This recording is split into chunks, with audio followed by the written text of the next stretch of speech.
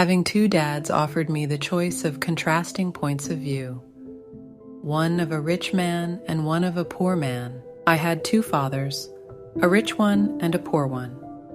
One was highly educated and intelligent.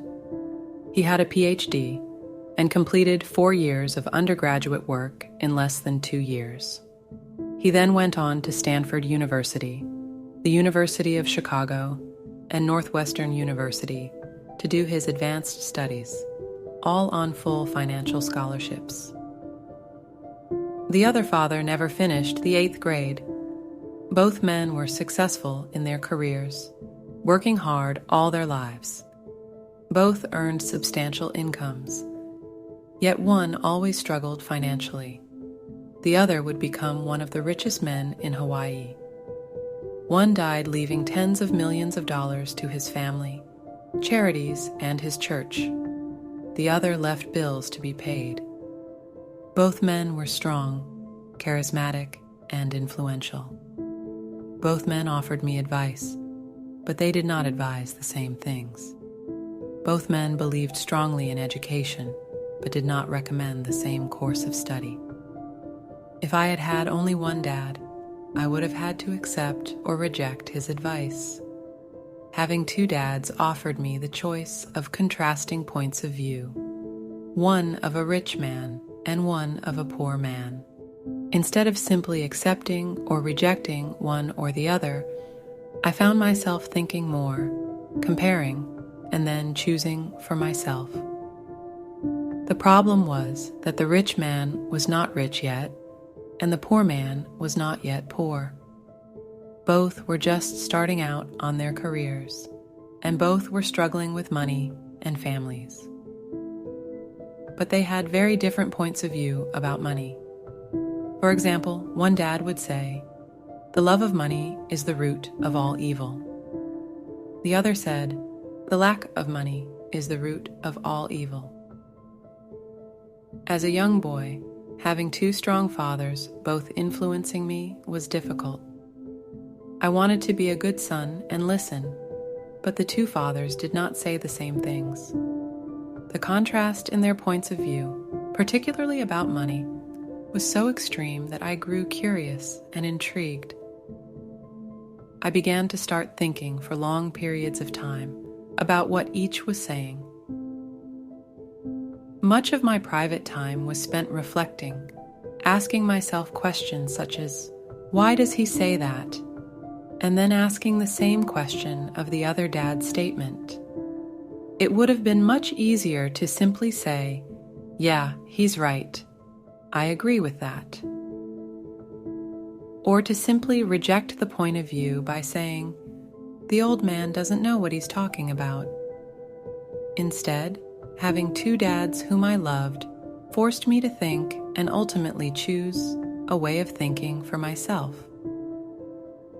As a process, choosing for myself turned out to be much more valuable in the long run than simply accepting or rejecting a single point of view. One of the reasons the rich get richer, the poor get poorer, and the middle class struggles in debt is that the subject of money is taught at home, not in school. Most of us learn about money from our parents. So what can poor parents tell their child about money? They simply say, "Stay in school and study hard." The child may graduate with excellent grades, but with a poor person's financial programming and mindset. Sadly, money is not taught in schools. Schools focus on scholastic and professional skills, but not on financial skills. This explains how smart bankers, doctors, and accountants who earned excellent grades may struggle financially all of their lives. Our staggering national debt is due in large part to highly educated politicians and government officials, making financial decisions with little or no training in the subject of money. Today, I often wonder what will soon happen when we have millions of people who need financial and medical assistance. They will be dependent upon their families or the government for financial support. What will happen when Medicare and Social Security run out of money? How will a nation survive if teaching children about money continues to be left to parents, most of whom will be, or already are, poor? Because I had two influential fathers, I learned from both of them. I had to think about each dad's advice, and in doing so, I gained valuable insight into the power and effect of one's thoughts on one's life. For example, one dad had a habit of saying, "I can't afford it." The other dad forbade those words to be used. He insisted I ask, "How can I afford it?" One is a statement, and the other is a question. One lets you off the hook, and the other forces you to think. My soon-to-be rich dad would explain that by automatically saying the words, "I can't afford it," your brain stops working. By asking the question, "How can I afford it?" your brain is put to work. He did not mean that you should buy everything you want. He was fanatical about exercising your mind, the most powerful computer in the world. He'd say, "My brain gets stronger every day because I exercise it. The stronger it gets, the more money I can make." He believed that automatically saying "I can't afford it" was a sign of mental laziness. Although both dads worked hard, I noticed that one dad had a habit of putting his brain to sleep when it came to finances, and the other had a habit of exercising his brain. The long-term result was that one dad grew stronger financially, and the other grew weaker. It is not much different from a person who goes to the gym to exercise on a regular basis versus someone who sits on the couch watching television. Proper physical exercise increases your chances for health, and proper mental exercise increases your chances for wealth. My two dads had opposing attitudes, and that affected the way they thought. One dad thought that the rich should pay more in taxes to take care of those less fortunate. The other said, "Taxes punish those who produce and reward those who don't produce." One dad recommended, "Study hard so you can find a good company to work for."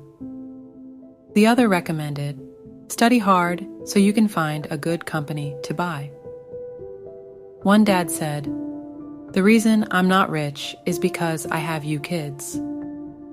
The other said, "The reason I must be rich is because I have you kids."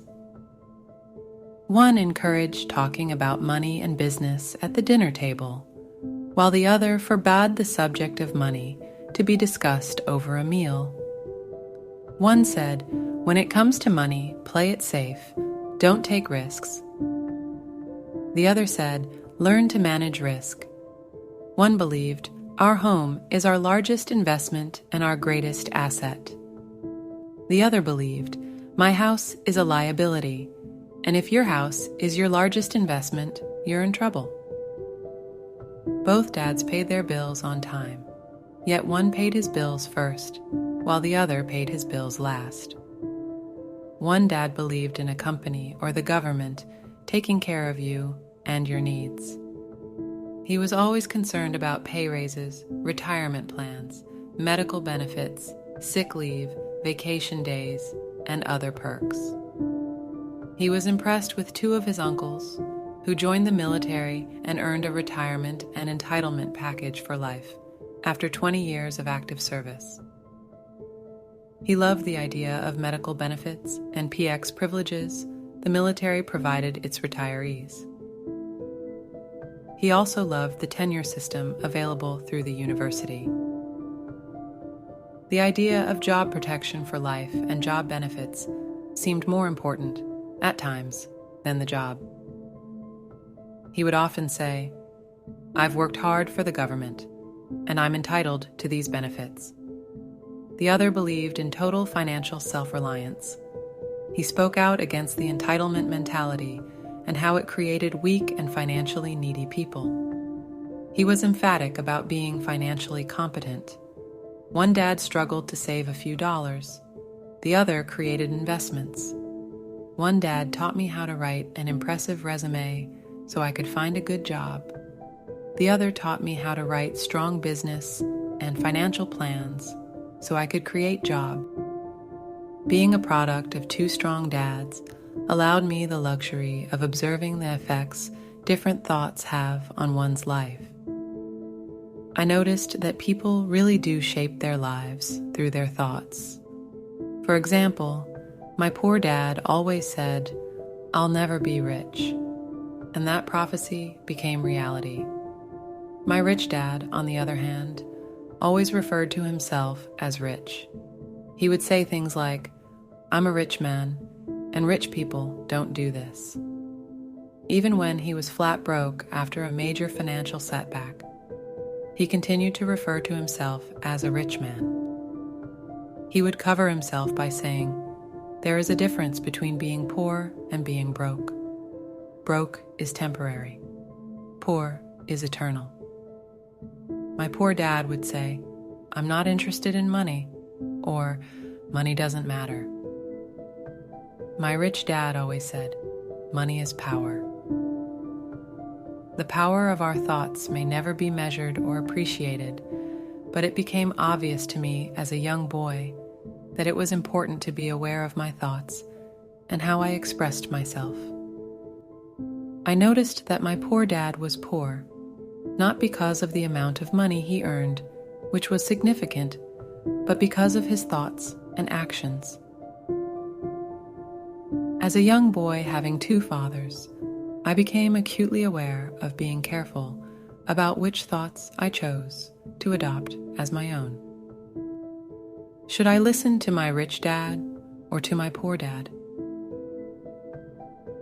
Although both men had tremendous respect for education and learning, they disagreed about what they thought was important to learn. One wanted me to study hard, earn a degree, and get a good job to earn money.